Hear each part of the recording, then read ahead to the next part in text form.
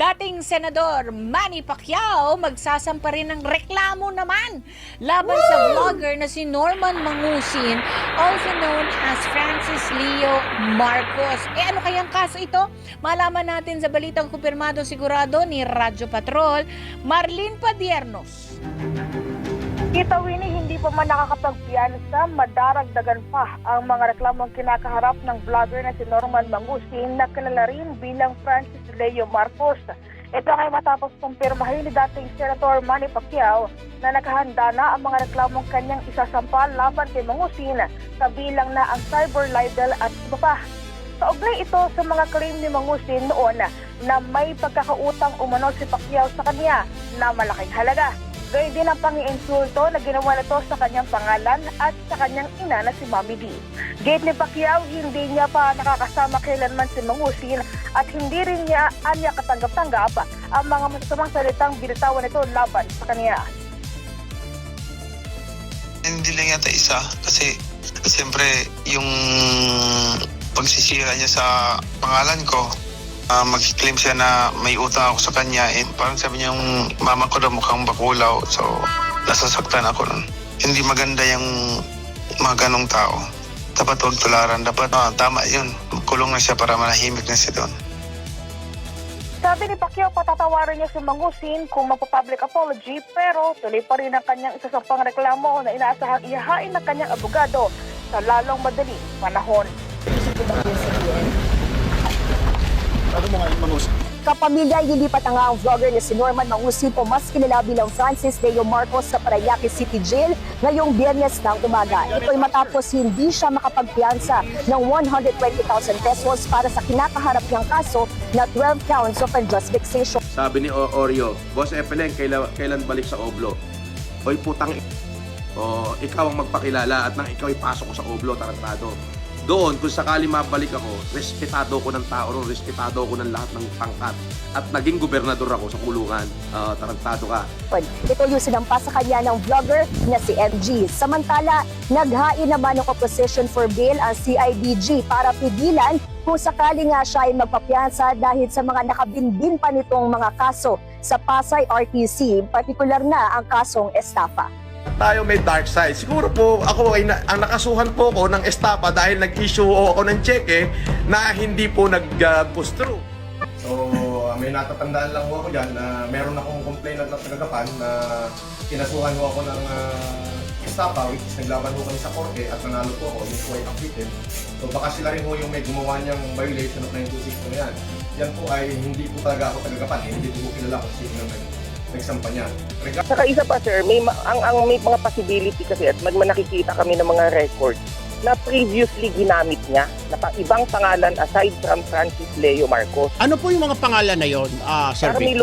Kung matatandaan ko sir, meron isang Lorenzo Antonio Mangusin, gano'n, Mangusin. Mangusin. Bine-verify namin sa iba-ibang court sir. Anong kaso naman daw itong si Lorenzo? Anong kaso naman ni Lorenzo Mangusin, sir? Estafa sir ang lumalabas dun sa mga records namin. Anong year po ito, Sir Vic? Hindi ko lang masyadong matandaan sir, pero ang natatandaan ko 2014 o 2015 sir. Okay. Last to. Lahat po na binibintang nila, natapos na ho noong 2020 pa, naging kaso ko na ho lahat yan.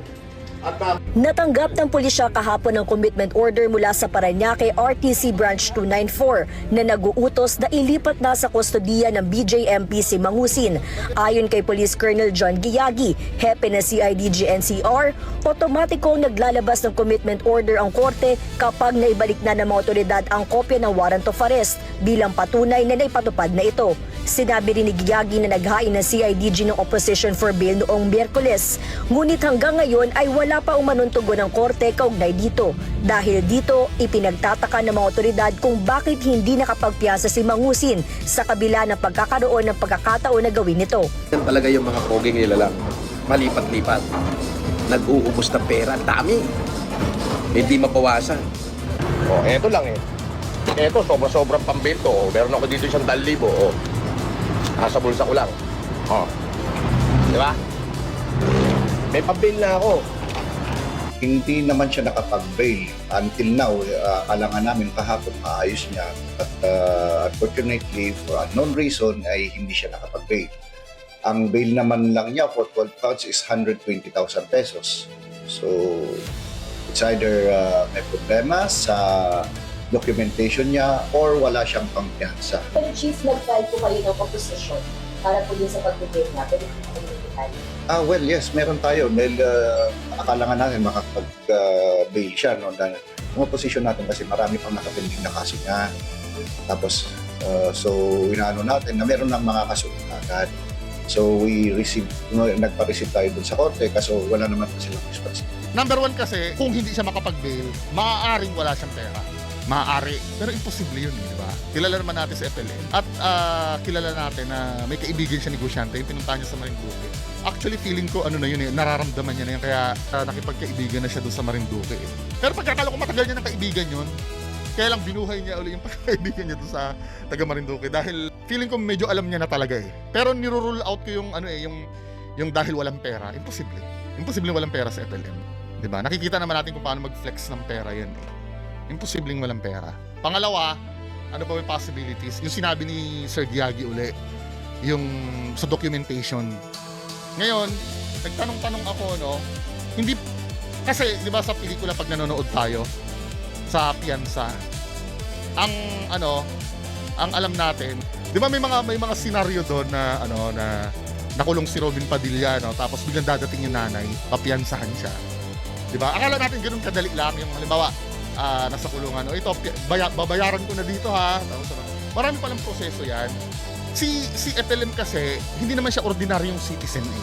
Ano to, controversial na tao to. Paano siya naging controversial? Unang-una, yung identity niya, yung pangalan niya. Hindi malaman talaga, Norman Mangusin ba talaga siya? Kasi importante yun sa doon sa pag-bail eh.